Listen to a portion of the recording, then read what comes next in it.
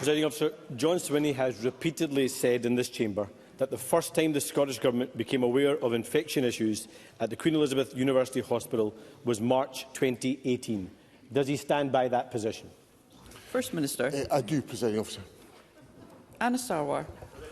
Just like last week, I'm going to prove to the First Minister that what he's saying is a blatant untruth, because this Scottish Government document makes clear that he knew before March 2018. It's here in black and white. March 2017, there was a higher-than-expected incidence of aspergillus. Health Protection Scotland reported to the Scottish Government. July 2017, positive cases of Stenotrophomonas. Health Protection Scotland reported to the Scottish Government. Evidence of serious warnings to this Government ignored. Aspergillus took the life of Andrew Lawrence. Stenotrophomonas took the life of Millie Main. These deaths and many others were preventable.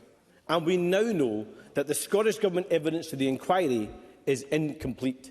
There were in fact 14 alerts to the Scottish Government between 2015 and 2018. So doesn't this prove that John Swinney's not telling the truth about what he and the Scottish Government knew and when and what they did about it? First Minister.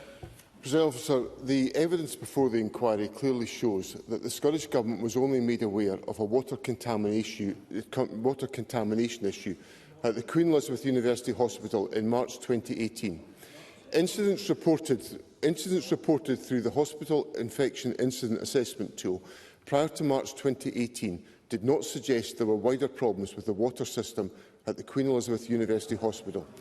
All of this evidence is already before the inquiry, and it is right that Lord Brodie be given the time and the space to get to the truth for families without political influence, interference or speculation on the outcome of his conclusions. Anas Sarwar. Presiding Officer, it's not speculation, it's Scottish Government documents that proves that what John Swinney is saying is not true. This was Scotland's newest and largest hospital, and Shona Robeson and the Scottish Government got 14 alerts about infections between 2015 and 2018. Warning after warning was sent to the SNP Government and met with inaction, and people died as a result. Worse than this, the Scottish Government's instinct was to close ranks and cover up.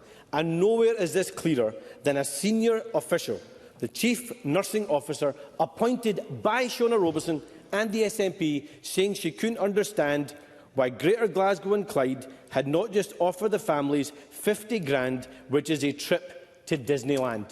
Shameful!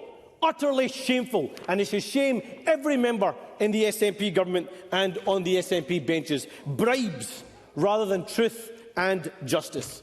So enough, enough.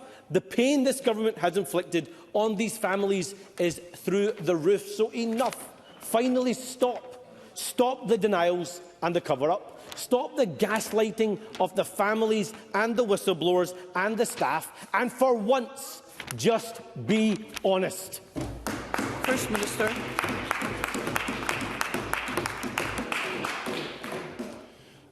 I am horrified by the suffering of the families that have been affected by the losses in relation to the water contamination issues at the Queen Elizabeth University Hospital.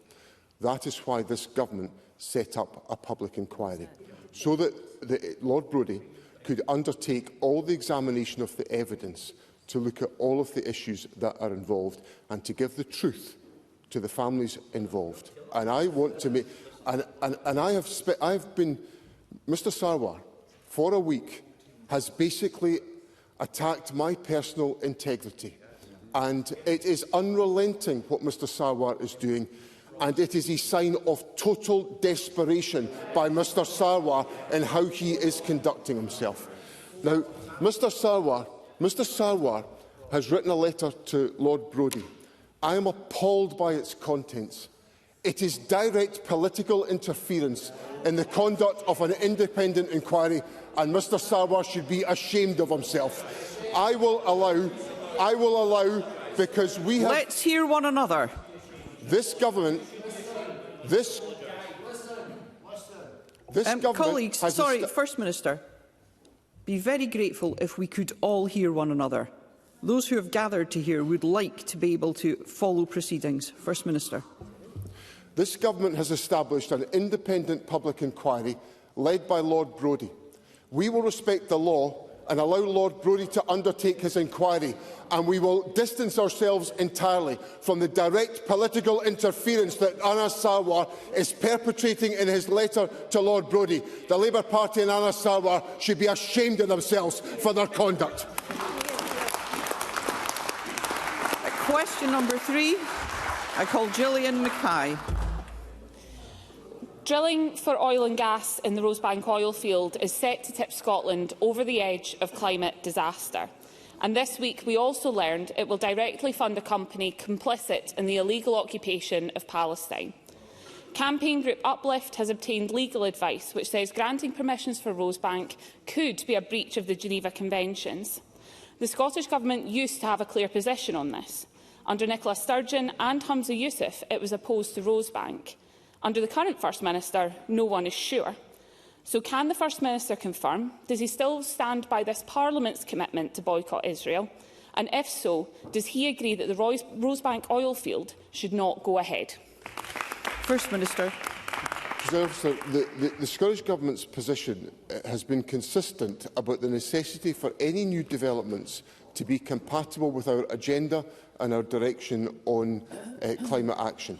So that is the consistent position that has not changed in any of the leaderships of the 3 First Ministers that Gillian Mackay mentioned.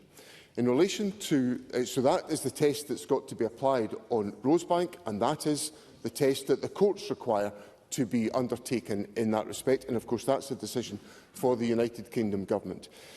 And secondly, in relation to the situation in Israel, I set out to Parliament in my statement in September the steps the Scottish Government is taking to act on the issues of connection with organisations with a business interest in Israel, and the Government has taken forward those actions. Gillian Mackay. Previous First Ministers have provided a clear yes or no as to whether they're against Rosebank, and I think it would be good for this First Minister to provide one. But warm words aren't good enough when climate destruction is funding illegal occupation, and we must put a stop to this. So the First Minister must understand why so many of us are frustrated by the news this week. The National has reported that following this Parliament's historic vote last year to boycott, divest from and sanction Israeli companies, the Scottish Government has not commissioned a single briefing from officials on how to implement this action. And my colleague Patrick Harvey's questions on the subject from October still remain unanswered 17 weeks later. So, First Minister, is your government truly committed to boycott Israel and support the people of Palestine? And if so, when will we see action? First Minister.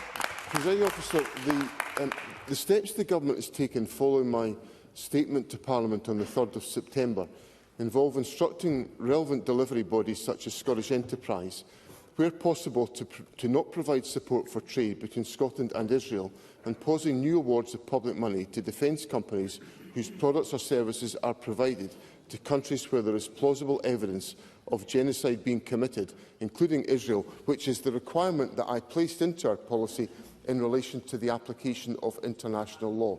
So those issues are the explanation of the taking forward of the position that I set out to Parliament on the 3rd of September, and I hope that provides the reassurance that Gillian Mackay seeks.